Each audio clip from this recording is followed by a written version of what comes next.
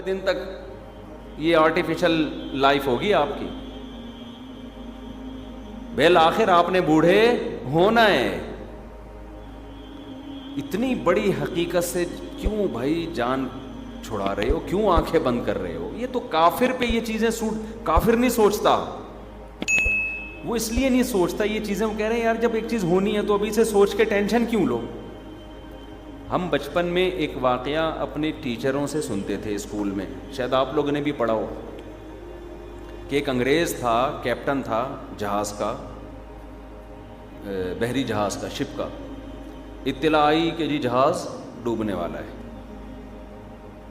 سب بھاگ رہے ہیں, کوئی یوں کر رہا ہے, کوئی ہاں او چیخو پکار. وہ آرام سے اخبار لے کے نا میز پہ ٹانگ رکھ کے مطالعہ.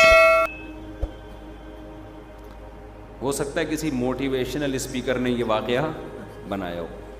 اس زمانے میں بھی تو موٹیویشن ہوتی تھی نا, تو ہمارے استاذ نے ہمیں سنایا واقعہ, ہم نے بھی کہا سبحان اللہ کتنا اچھا آدمی تھا. اب ہم کہتے ہیں یہ وہی ہے جیسے چائے میں ملائی میں پھونک مار کے چائے پی جاؤ.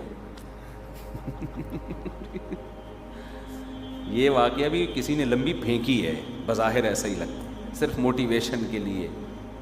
کہ میں نے پچھلے ہفتے پورا بیان اسی پہ کیا تھا نا, چائے کی ملائی میں پھونک مارو اور پی جاؤ. اس پہ کسی نے میم بنائی, ایک بندہ فون, یہ بڑا موٹیویشنل اسپیکر نے نا موٹیویشن کی ہے کہ مصیبتیں چائے کی ملائی کی طرح ہوتی ہیں, پھونک مارو اور چائے پی جاؤ. تو زندگی میں جب ٹینشنیں آئیں پھونک مار اور زندگی کو انجوائے کر.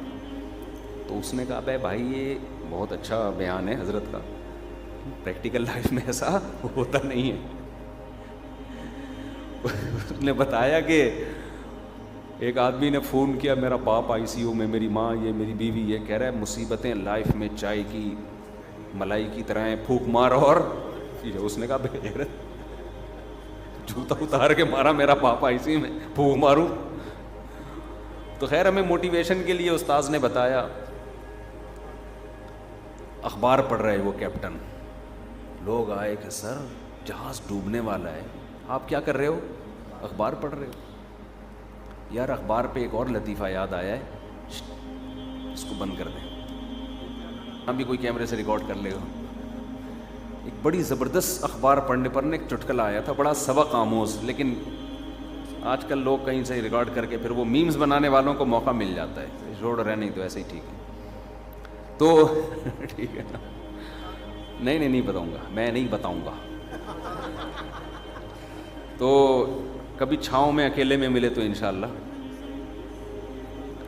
تو کیپٹن صاحب کیا پڑھ رہے ہیں, غم ہی نہیں ہوں.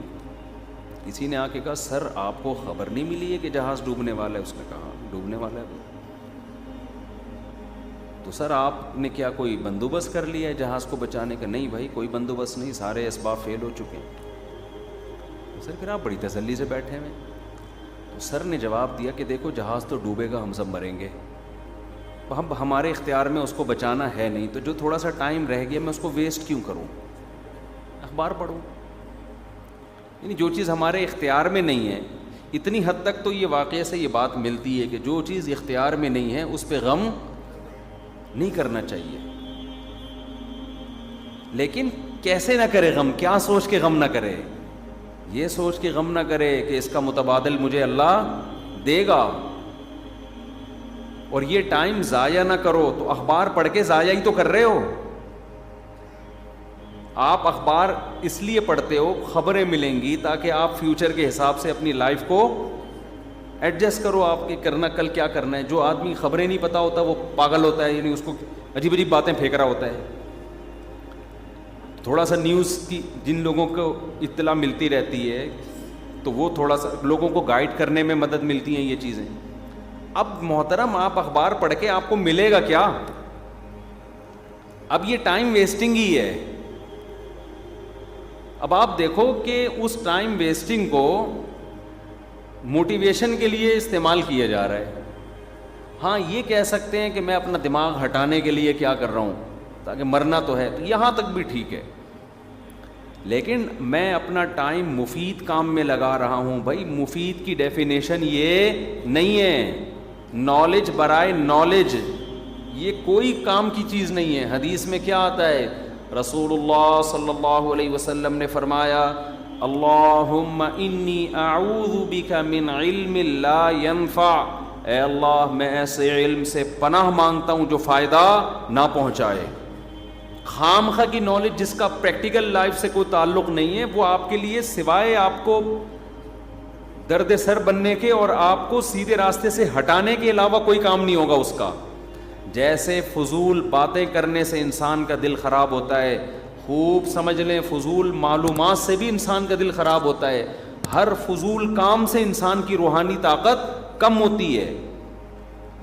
ہمارے حضرت ایک مثال دیتے تھے کہ ایک پیاز بیچنے والا سارا دن بولتا رہتا ہے پیاز اتنے روپے کلو، پیاز اتنا بولتا ہے نا، فرمایا اس کی روحانی قوت کم نہیں ہوگی، کیونکہ وہ ضرورت کے لیے بول رہا ہے۔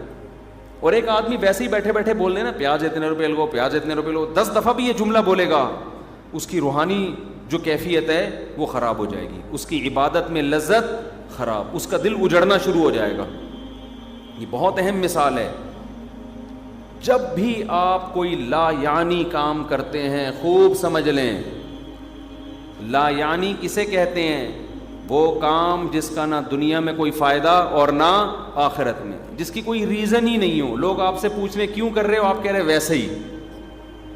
جب بھی کوئی ایسی بات کریں گے، ایسا کام کریں گے، ایسی چیزیں سوچیں گے، ایسی چیزیں سیکھنے کی کوشش کریں گے جو لا یعنی ہیں، اس سے آپ کی روحانی کیفیت ختم، نمازوں میں لذت ختم، تلاوت میں لذت ختم، ذکر کی لذت ختم، اور آپ کی طبیعت گناہوں کی طرف مائل ہونا شروع ہو جائے گی، گناہوں کی طرف طبیعت مائل ہونا شروع ہو جائے گی۔ تجربہ کر کے دیکھ لیں، کبھی نماز میں دل لگ رہا ہو، ذکر میں دل لگ رہا ہو، کاموں میں دل لگ رہا ہو، تو آپ تھوڑی دیر کے لیے فضول کام شروع کر دیں، آپ جس کا کوئی نہ دنیا کا فائدہ نہ آخرت۔ آپ دیکھیں آپ کا دل، آپ کے دل میں نا ایک خوشی کم ہونا شروع ہو جائے گی، دل کا سکون برباد ہونا شروع ہو جائے گا آپ کا۔ تبھی تو قرآن کہتا ہے کہ ایمان والے والذین هم عن اللغو معرضون، ایمان والے لغویات سے اعراض کرتے ہیں، فضول کاموں میں نہیں پڑتے۔ حضرت مفتی محمد شفیع صاحب رحمۃ اللہ علیہ جو تھے نا، حضرت مفتی تقی عثمانی صاحب کے والد، ان کا فتویٰ نظر سے گزرا، کسی نے ایک فضول سا سوال پوچھا، ان کو جواب آتا بھی تھا، انہوں نے جواب نہیں لکھا، انہوں نے کہا اس کے سے یہ پوچھ کے آپ نے کیا کرنا ہے، اپنا بھی ٹائم بچاؤ بھائی، ہمارا بھی ٹائم بچاؤ، فضول باتیں کیوں پوچھ رہے ہو۔ تو خیر میں جلدی سے اپنی بات کی طرف آتا ہوں۔ قرآن کیا اجر کیا بیان کرتا ہے؟ اس دنیا کو قرآن لفٹ نہیں کراتا۔ قرآن کہتا ہے دیکھو اگر اس دنیا میں اجر ملنا ہوتا تو دنیا میں سب سے بڑی نیکی اللہ کے لیے جان دینا ہے۔ سب سے بڑی نیکی کیا ہے؟ اللہ کے لیے جان دینا۔ اس کو تو اجر مل ہی نہیں سکتا دنیا میں، کیونکہ اس نے جان دے دی تو رزلٹ کم نکلے۔ اب جیسے یہ پولیس والا جس نے ڈاکو پہ فائر کیے، ڈاکو نے اس پہ فائر کیے، اگر یہ شہید ہو جاتا اس کو آپ 50,000 کیا 50 کروڑ بھی دے دیتے، اس کے کسی کام کے نہیں تھے، حالانکہ قربانی اس کی زیادہ، جان پہ کھیل گیا، یعنی اس نے تو جان ملک کے لیے، پبلک کے لیے، قوم کے لیے اس نے جان قربان کر دی۔ اب آپ مجھے بتاؤ، کسی انگریز سے پوچھو، کسی لبرل آدمی سے پوچھو کہ یار یہ دنیا میں کتنی دھاندلی ہو رہی ہے بھائی، کہ جو آدمی زخمی ہوتا ہے، جو فوجی زخمی ہوتا ہے، جو پولیس والا زخمی ہوتا ہے، اسے تو آپ پیسے دے رہے ہو، اور جس نے جان ہی قربان کر دی اسے کوئی معاوضہ نہیں ہے۔ یہ دھاندلی ہے یا نہیں ہے؟ نہیں آئی بات سمجھ میں؟ اس سے پتہ چلتا ہے دنیا میں انصاف نہیں ہو سکتا، ناممکن ہے۔ امریکن فوجی جو افغانستان آتے تھے نا، جو زخمی ہو جاتا تھا واپس جاتے تھے، کہتے ہیں بڑا پروٹوکول، امریکن آرمی ہے بھائی، وہ بڑا الاؤنس ملتا ہے وہاں پہ، بھائی یہ سن آف نیشن ہے، ایسے ایسے القابات۔ لیکن جو مر گئے انہیں کیا بڑے خوبصورت تابوت میں، ہر ملک میں ایسا ہوتا ہے، ہمارے یہاں بھی ہوتا ہے، تابوت میں سلوٹ اور قبر میں توپوں کی سلامی۔ مردہ کہتا ہے بھائی میری صحت پہ ان چیزوں سے کوئی فرق نہیں پڑ رہا، جس نے بڑی قربانی دی اسے کچھ بھی نہیں مل رہا، جس نے چھوٹی قربانی دی اسے پیسے مل رہے ہیں۔ بڑی قربانی تو ملک کے لیے جان دے دینا ہے، جو شہید ہوتا ہے اس نے تو سب کچھ قربان کر دیا، اس سے بڑی قربانی کوئی ہو نہیں سکتی. تو اسی وجہ سے اللہ نے اس دنیا میں بدلے کا سسٹم رکھا ہی نہیں ہے. اللہ کہتے ہیں تم جس کے لیے قربانی دو گے وہ اپنی طرف سے تمہیں 50,000 دے دے, لاکھ دے دے, 3 لاکھ دے دے, تمہارا ہیڈک اور اس کا ہیڈک. جو میرے لیے قربانی دے گا نا, اب یہ پولیس والے نے اگر اللہ کی رضا کے لیے اس ڈاکو کو مارا, قوم کی خدمت بھی اللہ کی رضا ہی ہے, دنیاوی مفاد پیش نظر نہیں تھا. کس کو خوش کرنا تھا؟ اللہ کو, کہ اللہ دنیا سے اللہ کو ڈاکو کا مرنا بہت پسند ہے, یہ پہلے سمجھ. کیونکہ کچھ صوفی ٹائپ کے لوگ ہوتے ہیں, وہ کہتے ہیں اللہ کہاں چاہتا ہے کہ اس کی مخلوق مرے, اللہ تو غفور الرحیم ہے اور ہمارے نبی تو رحمت للعالم. بعض لوگ نا یہ بھی ہیں کہ اللہ تو چاہتا ہے اس کو, ایکچولی اس کو سمجھاؤ, ڈاکو کو کیا کرو, اس کو سمجھاؤ. ایسے میرے پاس بھی عجیب عجیب قسم کی چیزیں آتی رہتی ہیں. ایک پولیس والے نیو کراچی میں ڈاکو کو مارا, تو وہاں کچھ لوگ آئے کہ دیکھیں یہ کتنا غلط ہوا ہے نا, پہلے پبلک نے کوٹا پھر پولیس نے مارا, یہ بہت, یہ آخر وہ بھی مجبور ہوگا نا. تو میں نے کہا جن کو مار رہا ہے وہ تو مجبور نہیں ہے, وہ تو ان کا تو کوئی خون, اگر پیٹرول مہنگا ہوا ہے صرف ڈاکو کے لیے تھوڑی مہنگا ہوا ہے. کیا خیال ہے؟ لوگ کہتے ہیں مہنگائی بڑھ گئی ہے تو اب لوگ کیا کریں, چھینا جھپٹی ہی کریں گے. تو بھائی مہنگائی تمہارے لیے بڑی ہے تو اس کے لیے بھی تو بڑی ہے جس کے تم پیسے چھین رہے ہو. وہ اس مہنگائی میں کہاں سے اپنے بچوں کو کھلائے گا؟ یہ بہت جملہ سننے کو ملتا ہے, مجھے بڑا غصہ آتا ہے اس جملے پر. آج بھی کوئی کہہ رہا تھا کہ اتنی مہنگائی یقیناً بڑھ گئی ہے, اس میں تو دو رائے نہیں ہے, اس پہ تو گانے آ گئے ہیں اب مہنگائی پہ. تو جانے کہاں گئے وہ دن, ٹھیک ہے, اس طرح کے نا گانے آ رہے ہیں, میمز بنا بنا کے نا وہ گانے لوگ چلا رہے ہیں کہ جب پیٹرول اتنا ہوا کرتا تھا اور ہم رو رہے تھے اس کو, اب کتنا ہو گیا, ڈبل ہو گیا. تو اس پہ تو میمز آ رہی ہیں. آج ہی کسی نے کوئی گانا بھیجا, میں نے پھر شیئر کیا نا لوگوں کو. گانا سننا تو جائز نہیں, لیکن وہ ٹکڑا لگایا ہوا تھا میمز کے لیے. تو مہنگائی یقیناً بڑھ گئی ہے, غریب بہت پریشان ہو گیا ہے, لیکن کمبخت تو جس کو لوٹ رہا ہے وہ بھی تو اسی مہنگائی کا ڈسا ہوا ہے. جائز کہاں سے ہو گیا آپ کے لیے اس میں چوری کرنا اور لوٹ مار؟ یہ بالکل ایسے جیسے لوگ کہتے ہیں نا کہ اتنی مہنگائی میں لوگ بیوی کو کیسے پالیں گے. تو میں کہتا ہوں اگر نہیں کرو گے تو اس کا باپ کیسے اپنی بیٹی کو پالے گا اتنی مہنگائی میں؟ تو باپ کے لیے رشتہ تلاش کرنا مشکل. وہ باپ 6 بیٹیوں کو مہنگائی میں پال رہا ہے, اور آپ ایک جوان جس کی کمانے کی عمر ہے اس کو آپ بیوی کو نہیں پالنے دے رہے اس مہنگائی میں, نکاح سے روک رہے ہو. تو الٹی کہانی ہے بالکل. کھوپڑی استعمال ہی نہیں کرتے تبصرہ کرنے سے پہلے. ہر آدمی پھینک رہا ہے بس بیٹھے بیٹھے نا, اور سامنے والا بیٹھ کے کیا کر رہا ہے, لپیٹ رہا ہے. وہ لپیٹ رہا ہے بیٹھ کے. تو ڈاکو, اگر ایک صاحب نے مجھ سے مسئلہ پوچھا کہ یار مفتی صاحب ہم اگر دکان میں جھوٹ نہیں بولتے, 2 نمبری نہیں کرتے, پبلک تو پھر مال خریدتی نہیں ہم سے, کچھ تو گنجائش ہو. میں نے کہا ٹھیک ہے آپ جھوٹ بولیں, لیکن پھر آپ جس دکان سے پینٹ خریدنے جائیں گے نا اس کو بھی میں یہ بولوں گا اس کو ٹوپی کرا دیں, کیونکہ آج کل سچ بول کے مال بکتا نہیں. میں نے کہا پھر جب آپ برگر کھانے جاؤ گے نا, اگر انڈے والا کھاؤ گے تو کچھوے کا انڈا بھی ہو سکتا ہے اس میں, اور مرغی کا بھی ہو سکتا ہے, پتہ نہیں چلتا. سنا ہے, میں نے کھایا نہیں کبھی الحمدللہ. پکنے کے بعد کیا پتہ چلے گا. تو اگر کوئی کہے تو وہ کہے گا مہنگائی میں. پھر لاہور میں جو گدھے کھلائے گئے ہیں وہ بھی مہنگائی کی وجہ سے ہی تو کھلائے گئے ہیں. انہوں نے کہا یار عام گوشت ہمیں پڑتا ہی نہیں ہے, ہم اگر بکرا کاٹیں اور گائے کاٹیں, وہ نہاری بنائیں, وہ ہمیں ایکسپینسو ہے وہ بہت زیادہ. تو ہم نے گدھے بدے کا سیٹ اپ کر کے دیکھا, وہ ہمیں کیا کر رہا ہے, مہنگائی کے دور میں سستا پڑ رہا ہے.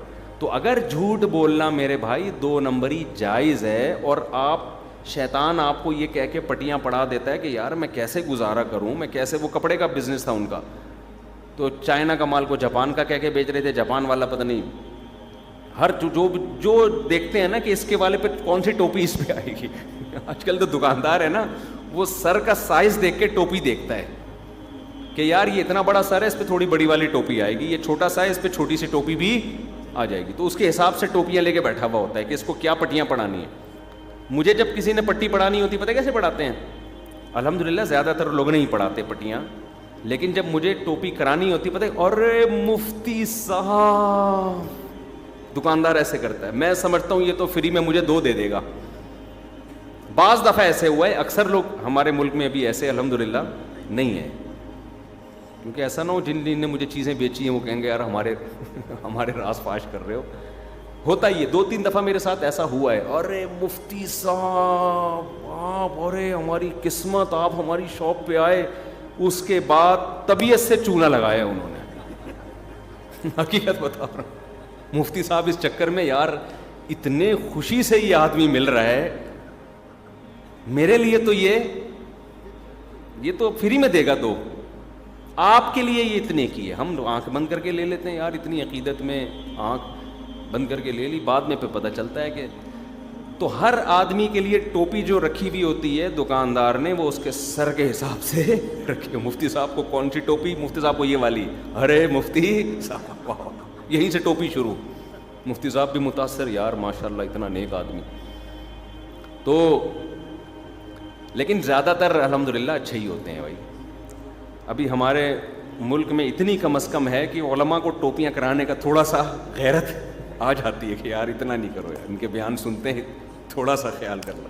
لیکن دھوکے ہمارے ساتھ بھی ہوئے ہیں.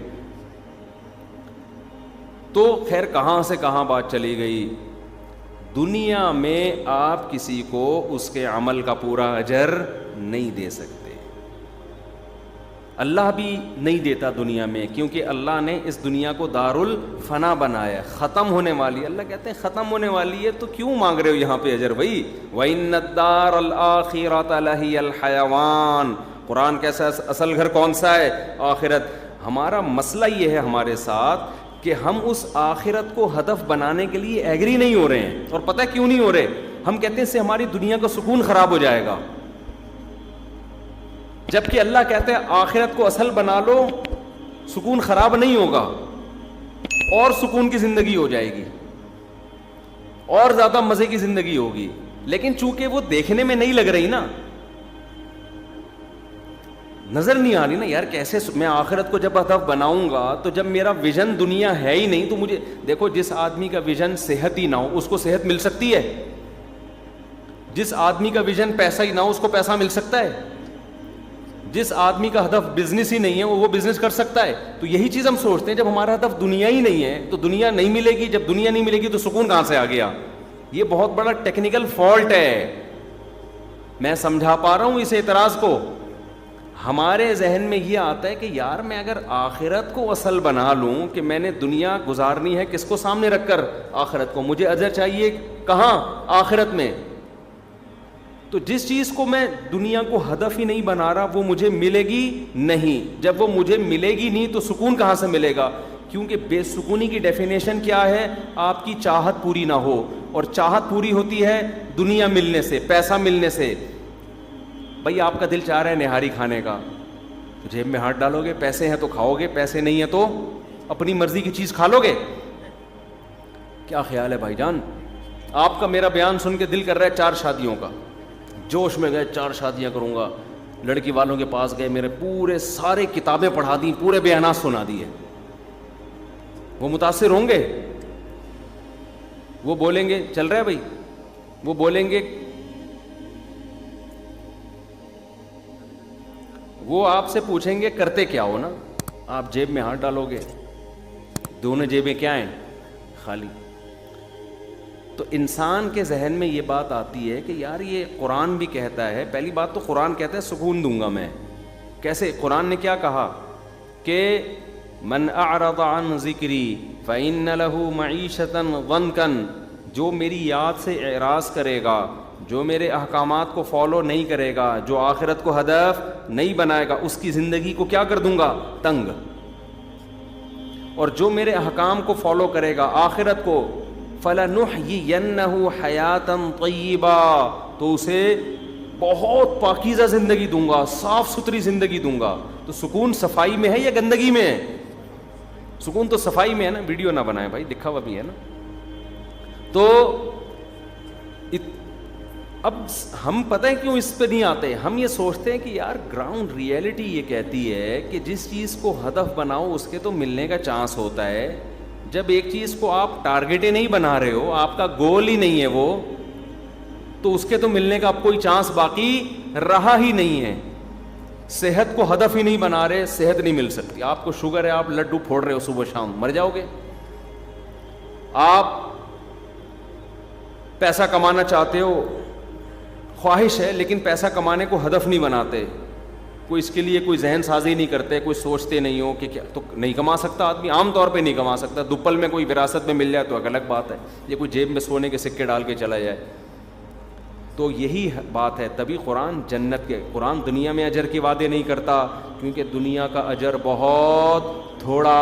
قرآن کہتا ہے نہ میں ڈالر میں اجر دوں گا, نہ میں پاکستانی کرنسی میں, تو اللہ ویسے بھی نہیں دے گا اجر, کیونکہ اتنی نیکی کی آپ نے, آج اللہ نے 1 کروڑ روپے دی, اگلے دن وہ کروڑ کی ویسی 2 ٹکے کی بھی نہیں. اس لیے اللہ پاکستانی کرنسی میں تو جس کو تنخواہ مل رہی ہے تو سمجھ لو یہ قدرت ایک یعنی گورنمنٹ کی طرف سے مل رہی ہے, یہ اللہ کے کوئی فضل نہیں ہے. تو اللہ نے دنیا میں کی چیزوں کا اجر رکھا ہی نہیں ہے. دے دے, اس کی رحمت ہے, بعض دفعہ دے بھی دیتا ہے. وعدے کیے ہیں کس کے؟ آخرت. پھر آخرت میں جو وعدے کیے ہیں بڑے خاندانی ہیں, جنت سے کم کوئی اجر نہیں ہے. بات جہاں شروع ہوتی ہے جنت سے.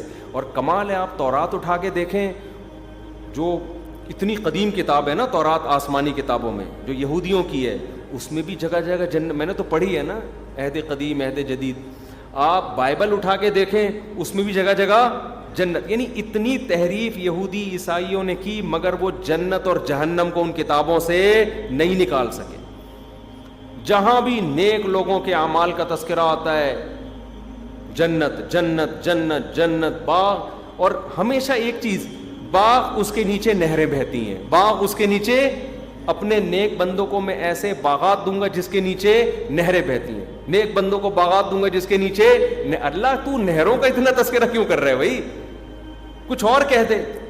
نہیں, بات جہاں شروع ہوگی, میرے نیک بندے, ان کو میں باغات دوں گا جن کے نیچے نہریں. اور جنت باغ کو نہیں کہتے, انتہائی سیاہ گھنے باغات کو کہتے ہیں. کیوں؟ جنت کا جو لفظ نکلا ہے نا, آپ نے لفظ سنو گا نا, جنون اور مجنون اور جن, یہ سب ایک ہی جیسے الفاظ ہیں.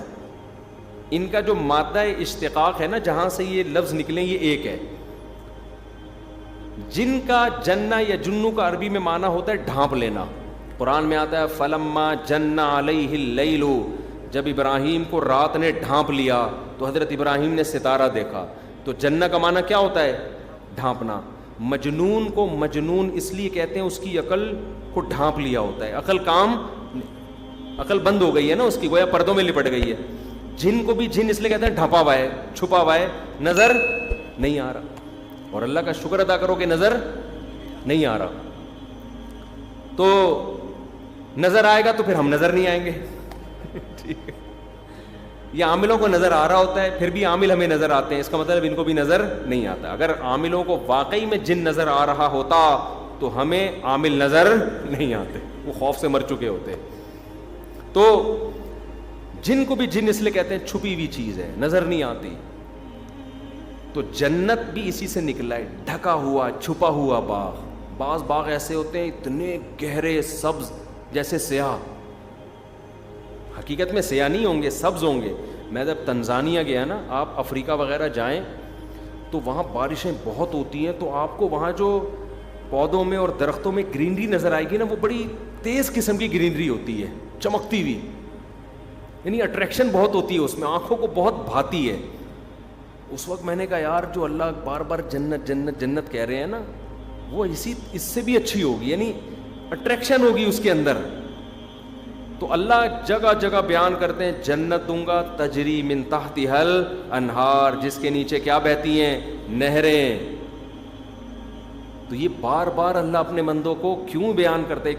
کچھ دن پہلے ایک صاحب سے ملاقات ہوئی, وہ کینیڈا سے آئے, مجھے کہتے ہیں مفتی صاحب میں بس سوچتا ہوں, یا بار بار نا جنت کا سوچتا ہوں میں, اور دعا کرتا ہوں مجھے وہ مل جائے. میں نے کہا کیوں اتنا؟ کہہ رہے یار بار بار جو اللہ قرآن میں کہتے ہیں جنت جس باغ جس کے نیچے نہریں.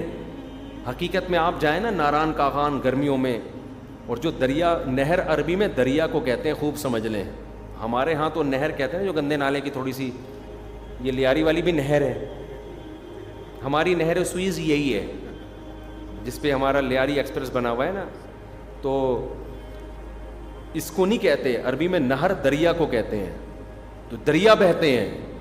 تو آپ کبھی ناران کاغان بارشوں کے موسم میں جائیں, جو گرینری ہوگی اور جو بل کھاتے ہوئے دریا ہوں گے اور پانی کا شور ہوگا, یہ چیز بہت انسان کو تازہ کر دیتی ہے. یہ تو اللہ نے بھی ایسے ہی شور ہوگا پانی کا جنت میں, پانی کا پانی کے شور میں پتہ ہے کتنا سکون ہے. یوٹیوب پہ جن لوگوں کو نیند نہیں آ رہی ہوتی ہے نا, ان کے لیے آرٹیفیشل ویڈیوز ہیں جن میں پانی کا شور دکھایا گیا ہے تاکہ اسے سن کے سو جائیں. آپ سرچ کر کے دیکھیں, بارش کا شور بھی سکون دیتا ہے انسان, ورنہ شور کی جو نیچر ہے وہ ہے آپ کو بے سکون کر دینا. شور میں انسان کو نیند بولتے کیوں نہیں آتی, لیکن کچھ شور ایسے ہوتے ہیں جو جس سے انسان کو سکون ملتا ہے, انہی میں پانی کا شور بھی ہے. تبھی آپ دیکھیں جو ہوٹل دریا کے کنارے ہوں جہاں پانی کے آبشاروں کے گرنے کی آوازیں آ رہی ہیں, ان ہوٹلوں میں ایک ایک دن کا کرایہ بہت زیادہ ہوتا ہے. تو اللہ نے جنت کو ایسا بنایا, بڑے بڑے دریا جو ہے نا آبشاریں, اس میں پانی کا شور بہت ہے, وہ بل کھاتے ہوئے دریا ہے, اور پھر اس کے اندر اللہ نے محلات بنائے. تو اللہ کا اجر میرے بھائی تھوڑا نہیں ہے. اور کمال کی بات یہ ہے کہ اللہ کہہ رہا ہے اس جنت کو ہدف بناؤ گے تو ہم دنیا میں بھی سکون دیں گے. تو وہ بات وہیں رہ گئی تھی, سکون کیوں ملے گا دنیا میں؟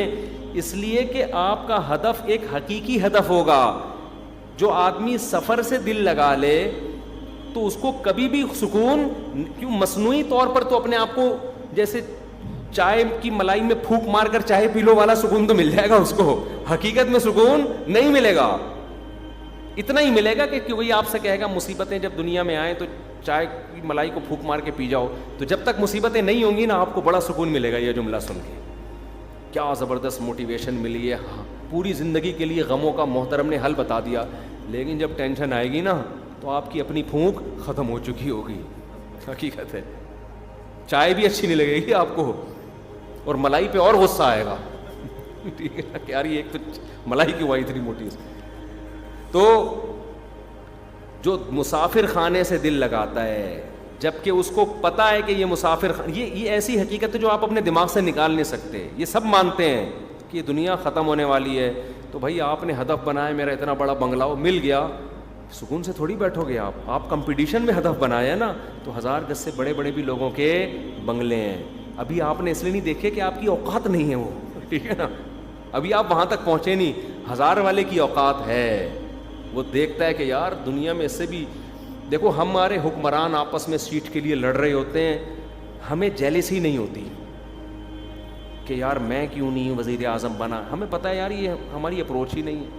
لیکن ہم اگر کسی علاقے کے ناظم بن جائیں نا, پھر ہمیں بھی جیلسی ہوگی, یار مجھے آنا چاہیے تھا, یہ کیوں آ گیا.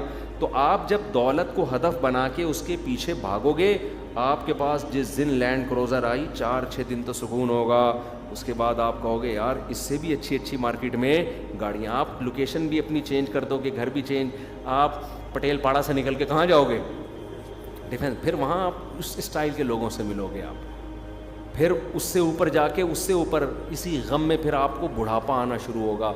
پھر آپ کو یہ ہو کیا رہا ہے میرے ساتھ, یہ میرے ساتھ, میرے بال کہاں جا رہے ہیں, میرے دانت کیوں گر رہے ہیں. اتنی سائنس نے ترقی کر لی, میرے دانت نہیں بچا سکتی وہ. کمر میں درد کیوں ہوا, ایک دم رپورٹ آئے گی آپ کو تو جی کڈنی کا کینسر ہے.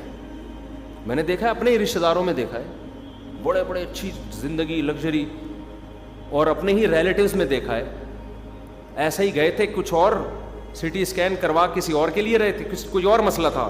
سی ٹی اسکین میں آیا آپ کے تو گردے میں کیا ہے, ایک رسولی ہے. چیک کروایا تو کیا ہے, کینسر.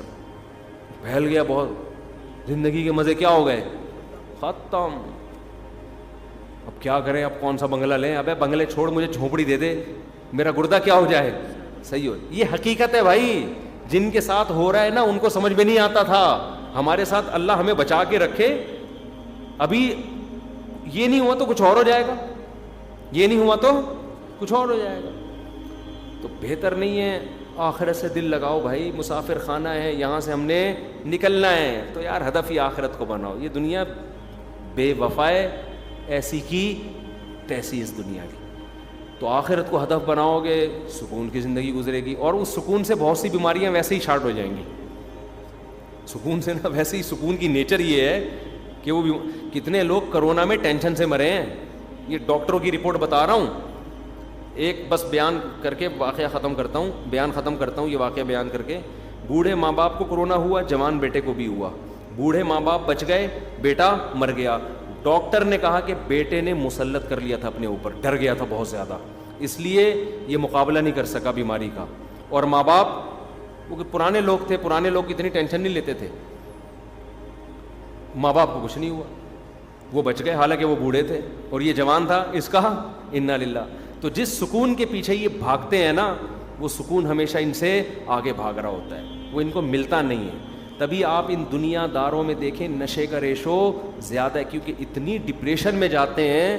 اگر دنیا ترقی کر رہی ہوتی تو نشہ بڑھ تھوڑی رہا ہوتا, کم ہو رہا ہوتا. جو نشئی ہیں وہ بھی چھوڑ رہے ہوتے کہ یار ہمیں ویسے ہی لائف میں اتنا مزہ آ رہا ہے, اب ہمیں نشہ کرنے کی ضرورت نہیں.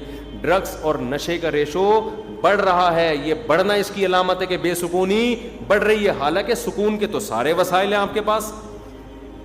غریب سے غریب آدمی بھی سفر کر سکتا ہے پیدل, اس کو پشاور جانے کی ضرورت نہیں ہے. سکون کے سارے ذرائع ہیں, بے سکونی ہول سیل کے حساب سے پھیل رہی ہے. خودکشیاں ہو رہی ہیں, کیا کچھ دیکھ لو آپ کیا ہو رہا ہے. تو اس لیے میرے بھائی, سکون چاہتے ہو آخرت کو ہدف بناؤ. سکون کے لیے نہیں, اگر سکون کے لیے بناؤ گے پھر نہیں ملے گی آخرت, کیونکہ اللہ آپ کے دل کے چور کو جانتا ہے. اللہ کہتا ہے یہ آخرت کو ہدف بنا رہا ہے سکون کے لیے, اس کا اصل ہدف سکون ہے, آخرت نہیں ہے. سکون بھی زندگی سے ختم کر دو, یعنی سکون کا ہدف بنانا. بولا بھائی آخرت چاہیے ہمیں, سکون گیا تیل لینے, بس پھر ملے گا سکون. اور اگر کیونکہ لوگ نا ٹرائی کر رہے ہوتے ہیں, چلو جی مفتی صاحب کا بیان سنو, میں آخرت کو ہدف بناتا ہوں, میں ہر عمل میں نیت کرتا ہوں جنت کی, میں اگر بزنس بھی کر رہا ہوں اس لیے تاکہ رزق حلال کماؤں اور پھر خود بھی کھاؤں, لوگوں کے سامنے ہاتھ نہ پھیلانا پڑے. سکون تو ملا نہیں یار مجھے. اگلے دن چیک کر رہا ہوتا ہے, آج میں ڈپریشن کی 2 گولیاں کھاتا تھا, آج 4 کھائی ہیں میں نے, ٹھیک ہے نا, کہاں گیا سکون بھائی. بھائی اس کا مطلب آپ کے دل میں کیا ہے, چور ہے. سکون کو بھی ایک طرف رکھو, سکون کی بھی ایسی کی جیسی آخرت ہے. تو جو اس کو ہدف بنائے گا نا, ایک صاحب نے حضرت حکیم الامہ مولانا رشید تھانوی رحمۃ اللہ علیہ کو بتایا کہ نماز میں مزہ ہی نہیں آتا. انہوں نے کہا بھائی نماز تو اللہ کے لیے پڑھی جاتی ہے, مزہ کے لیے تھوڑی پڑھی جاتی ہے. مزہ آئے نہ آئے پڑھو آپ, بس اللہ کہہ رہے ہیں. تو جب اللہ کے لیے پڑھو گے تو اسی میں انشاءاللہ سکون ملنا. سکون کو لفٹ نہ کراؤ,